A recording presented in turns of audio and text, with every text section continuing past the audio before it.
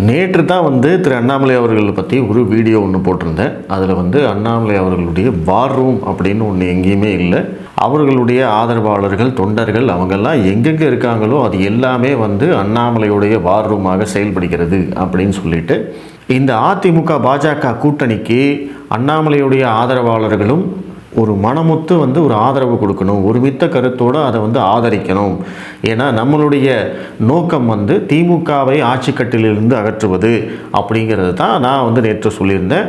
அந்த வீடியோ நல்ல ரெஸ்பான்ஸு, நிறைய பேர் என்னுடைய கருத்தை ஏற்றுக்கொண்டார்கள். மாற்று கருத்து கொண்டவர்களும் நிறைய பேர் அதில் கமெண்ட் பண்ணியிருக்காங்க. இல்லை, அப்படி இல்லை, அண்ணாமலை இல்லாமல் பாஜக இல்லை, அதை முதல்ல புரிஞ்சுக்கோங்க அப்படின்னு நிறைய பேர் சொல்லியிருந்தாங்க.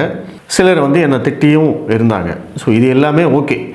நான் அந்த வீடியோவில் போடுற கமெண்ட்ஸ்க்கு, சில கமெண்ட்ஸ்க்கு கண்டிப்பாக நான் பதில் சொல்லணும்னு நினைக்கிறேன். கண்டிப்பாக அதை சொல்லுவேன் நான். இது ஒரு பக்கம் தமிழக பாஜகவுக்குள்ளே இருக்கக்கூடிய இந்த கருத்து வேறுபாடுகள் அல்லது சங்கடங்கள் இதையெல்லாம் களைவதற்கு நம்மாலான முயற்சிகள், வெளியிலிருந்து மக்கள் என்ன மாதிரியே இருக்கக்கூடிய பாஜக ஆதரவாளர்கள், அண்ணாமலை ஆதரவாளர்கள் இவங்களுக்கு ஒரு கிளாரிட்டி கொடுக்கறதுக்காகத்தான் நம்ம இந்த வேலையை தொடர்ச்சியாக செஞ்சுக்கிட்டே இருக்கோம். நம்ம இப்படி ஒரு வேலையை பார்த்துக்கிட்டு இருக்கிற போது நேற்று தமிழக பாஜக சென்னையில் ஒரு பெரிய வேலையை பார்த்துருக்குறாங்க. அது என்னன்னு கேட்டிங்கன்னா, ஆந்திராவுடைய துணை முதல்வர் பவன் கல்யாண் அவர்கள் நேற்று சென்னை வந்திருக்காரு. சென்னையில் இந்த ஒரே நாடு ஒரே தேர்தல் அப்படிங்கிறத பற்றி ஒரு கருத்தரங்கம் அல்லது ஒரு கூட்டம் மாதிரி ஒன்று நடந்திருக்கு. ஸோ அந்த கருத்தரங்கமில் தமிழக பாஜகவை சேர்ந்த முக்கிய தலைவர்கள் எல்லாருமே அந்த கருத்தரங்கில் உட்கார்ந்துருக்காங்க. மாநில தலைவர் நயினார் நாகேந்திரன் அவர்கள், கரு நாகராஜன், தமிழிசை சவுந்தரராஜன், அர்ஜுனமூர்த்தி, இந்த மாதிரி நிறைய பேர் அந்த கருத்தரங்கமில் உட்கார்ந்துருக்காங்க. அந்த கருத்தரங்கம் நடந்த இடத்துல நிறைய பேனர்கள், போஸ்டர்கள் இதெல்லாம் வைக்கப்பட்டிருக்கு.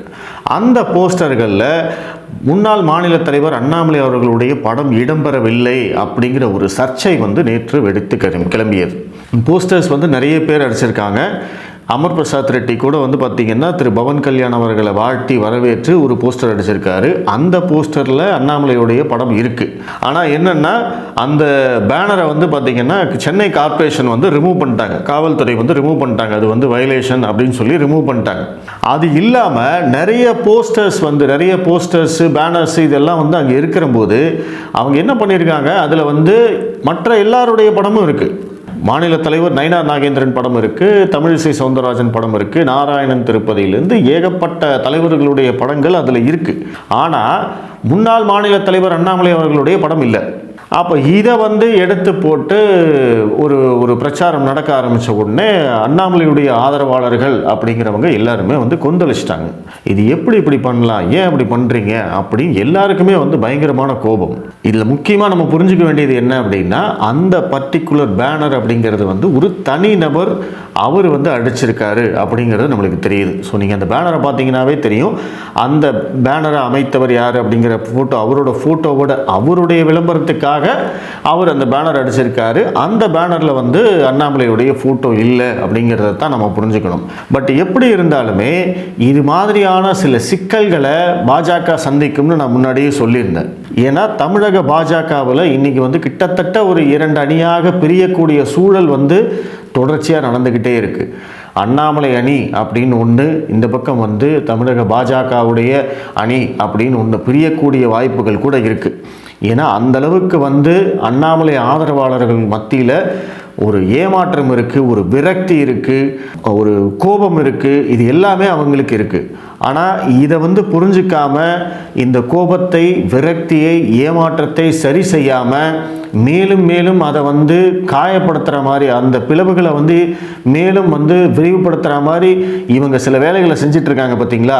அதைத்தான் நம்ம தொடர்ச்சியாக கண்டிக்க வேண்டியிருக்கு. இப்போ நீங்கள் கேட்கலாம், சார் என்ன சார் யாரோ ஒருத்தர் பேனர் இப்படி வச்சுட்டாங்க, அதில் ஃபோட்டோ போடல, இது ஒரு பெரிய விஷயமா அப்படின்னு கேட்கலாம். உண்மைதான், கரெக்டு தான், யாரோ ஒருத்தர் செஞ்ச தப்பு தான். இதை நம்ம பாஜகவில் திரு நயினார் நாகேந்திரன் தான் செஞ்சார், இல்லை பாஜகவில் இருக்கிற மூத்த தலைவர்கள் தான் இப்படி செஞ்சாங்கன்னு யாரும் புரிஞ்சிக்க வேண்டாம்னு தான் நானும் சொல்கிறேன். தயவுசெய்து அப்படி யாரும் புரிஞ்சுக்காதீங்க. அந்தளவுக்கு இது நடக்கலை. ஏன்னா இந்த பேனர் வந்து வெளியில் வைக்கப்பட்டது. இப்போ அந்த கருத்தரங்கம் அப்படின்னு சொல்லி கருத்தரங்கம் பேக்ட்ராப் இருக்கு இல்லையா, அந்த பேக்ட்ராப்பில் யாருடைய ஃபோட்டோவும் இல்லை, பவன் கல்யாணோட ஃபோட்டோ மட்டும்தான் இருந்தது. இது எல்லாமே வெளியில் அந்தந்த தனி நபர்கள் வைக்கப்பட்ட ஃபோட்டோ. உதாரணத்துக்கு அமர் பிரசாத் ரெட்டி அங்கே பேனரை வச்சுருக்காரு, அதை வந்து கார்பரேஷன் ரிமூவ் பண்ணிட்டாங்க.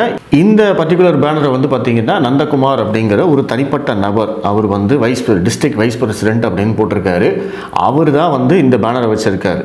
ஸோ இந்த மாதிரி தனி நபர்கள் வைக்கக்கூடிய பேனர்கள், போஸ்டர்கள் எல்லாமே பார்த்தீங்க அப்படின்னா அவங்களுடைய விளம்பரத்துக்காக, அவங்க வந்து தன்னை வந்து வெளிப்படுத்திக்கணும் அப்படிங்கிறதுக்காக வைக்கக்கூடிய பேனர். ஸோ அதனால் இது வந்து கட்சி சார்பில் வைக்கப்பட்ட பேனர் இல்லை அப்படிங்கிறத முதல்ல தெளிவாக தெரிஞ்சுக்கோங்க. ஏன்னா நிறைய பாஜகவினர், நான் காலையிலேருந்து நிறைய 2-3 வீடியோ பார்த்துட்டேன். அண்ணாமலையை வந்து அவமானப்படுத்திட்டாங்க, அண்ணாமலையை புறக்கணிக்கிறாங்க, அவரை வந்து எந்த விழாவுக்கும் அழைக்கிறது இல்லை அப்படிங்கிற அந்த பேச்சுக்கள் வந்து ரொம்ப அதிகமாகிட்டே இருக்குது. நான் திரும்பவும் சொல்கிறேன், இந்த குறிப்பிட்ட பேனர் கட்சியில் அதிகாரப்பூர்வமாக வைக்கப்பட்டது கிடையாது. ஒரு தனி நபரால் வைக்கப்பட்ட ஒரு பேனர். அதில் தான் வந்து அண்ணாமலை அவர்களுடைய புகைப்படம் இல்லை. அதே சமயம் இது மாதிரியான சின்ன சின்ன விஷயங்களையும் கட்சி வந்து ஒரு மிக தீவிரமாக எடுத்துக்கணும். நேற்று வந்து இந்த சம்பவம் நடந்திருக்கு. சமூக வலைதளம் முழுவதும் இது தொடர்பாக பேசிக்கிட்டு இருக்காங்க. ப்ளஸ் விவாதங்கள் நடந்துக்கிட்டு இருக்கு. அண்ணாமலை ஆதரவாளர்கள் நிறைய பேர் வந்து கோபமாக வந்து நிறைய பதிவுகள் போடுறாங்க. அப்படி இருக்கிற போது கட்சி தரப்புலேருந்து ஏதாவது ஒரு விளக்கம் கொடுத்துருக்கணுமா வேண்டாமா? அதை ஏன் வந்து இவங்க கொடுக்காம விடுறாங்க? அட்லீஸ்ட் அதிகாரப்பூர்வமாக இல்லைனாலுமே அந்த கூட்டத்தில் கலந்துக்கிட்டவங்க, இல்லை கட்சியில் வந்து மேல்மட்ட தலைவர்களாக இருக்கிறவங்க யாராவது முன் வந்து இது இப்படி பேசி இந்த மாதிரி நடந்துருச்சு, இது யாரோ ஒருத்தர் தனிநபர் செய்த தவறு, அதனால் வந்து யாரும் பெரிதுபடுத்த வேண்டாம், அவரை கூப்பிட்டு நாங்கள் வந்து கண்டிச்சிட்டோம் அப்படின்னு யாராவது சொல்லியிருக்கணுமா வேண்டாமா? ஏன் வந்து அதை கூட சொல்ல மாட்டேங்கிறீங்க? ஏன்னா இதெல்லாம் வந்து ரொம்ப மைனூட்டான விஷயங்கள். இப்போ ஏற்கனவே நான் சொன்ன மாதிரி அண்ணாமலை ஆதரவாளர்கள் மத்தியில் வந்து விரக்தி, ஏமாற்றம், கோபம் எல்லாமே இருக்கும்போது, ஆல்ரெடி வந்து ஒரு தீப்பொறி இருக்கும்போது அதில் வந்து பெட்ரோல் ஊற்றுற மாதிரி இந்த மாதிரியான விஷயங்கள் நடந்தது அப்படின்னா அது வந்து கட்சிக்கு நல்லதில்லை அப்படிங்கிறது தான் என்னுடைய பாயிண்ட். இந்த மாதிரி பேனர், போஸ்டர் கலாச்சாரம் எல்லாமே நம்மளுக்கு திராவிட கட்சிகள்லேருந்து தான் வந்தது. அந்த திராவிட கட்சிகளில் எப்படி வந்து பேனர் போஸ்டரில் எல்லாம் வந்து குறியாக இருப்பாங்க அப்படிங்கிறத நம்ம பார்த்துக்கணும். உதாரணத்துக்கு கலைஞர் படம் யூஸ் பண்ணணும், நீங்கள் உதயநிதி படம் யூஸ் பண்ணணும், இல்லை வந்து ஸ்டாலின் படம் யூஸ் பண்ணணும் அப்படின்னா கூட அது வந்து திமுகவுடைய ஹைகமாண்டு தலைமை நிலையத்திலேருந்து எந்த ஃபோட்டோவை உங்களுக்கு அனுப்புகிறாங்களோ அந்த ஃபோட்டோவை மட்டும்தான் நீங்கள் பேனர் போஸ்டரில் பயன்படுத்தணும். அந்த அளவுக்கு ஸ்ட்ரிக்டாக இருப்பாங்க. அதுதான் வந்து திராவிட கட்சிகள். இப்போ இவங்க பண்ணியிருக்கிற விஷயம் அண்ணாமலை ஆதரவாளர்கள் மத்தியில் கடுமையாக வந்து கோபத்தை கிளப்பியிருக்கு அப்படிங்கிறதுல எந்த மாற்று கருத்தும் இல்லை. ஏன்னா நிறைய பேர் அதை பற்றி பேசுகிறாங்க. இப்போ இது என்னவா முடியும்?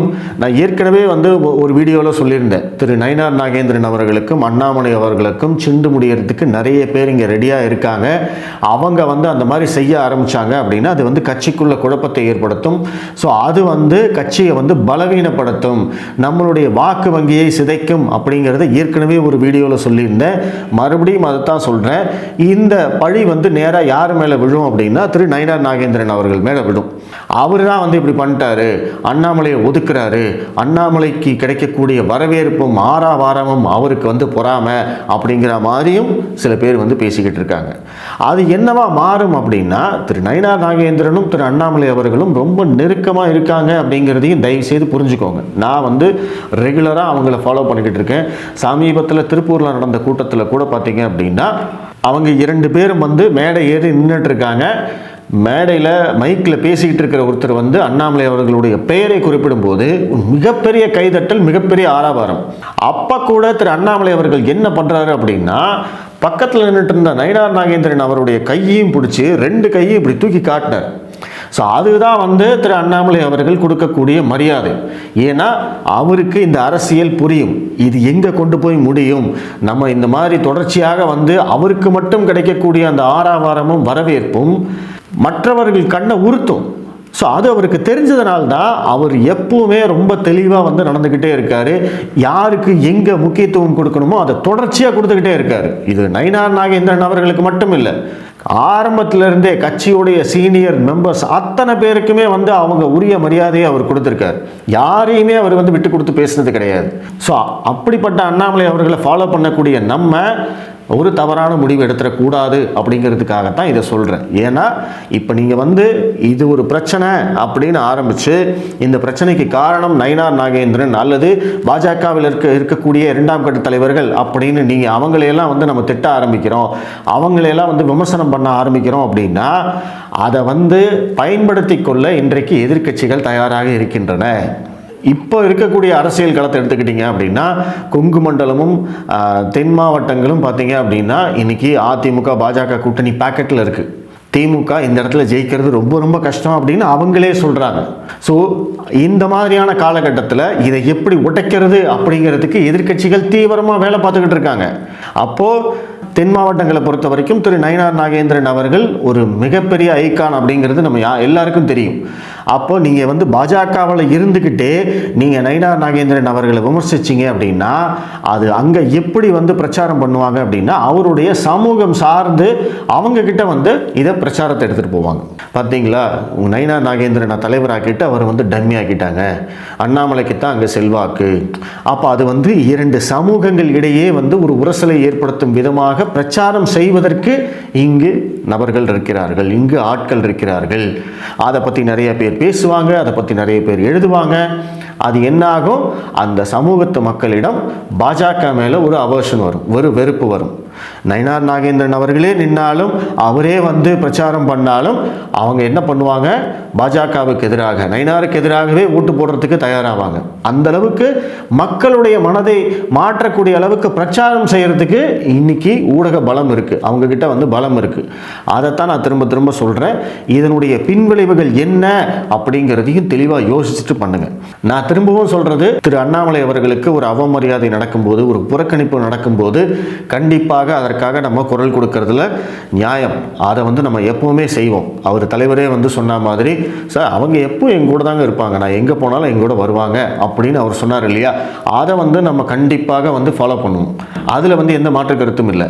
அதே சமயம் எந்த விஷயம் எப்படி நடந்திருக்கு, எதற்காக நடந்திருக்கு, இதனுடைய பின்விளைவுகள் என்ன, யார் மேலே தப்பு அப்படிங்கிறதை எல்லாம் பகுத்தறிந்து நம்ம தெரிஞ்சுக்கணும் அப்படிங்கிறதுக்காகத்தான் நான் திரும்பவும் சொல்கிறேன்.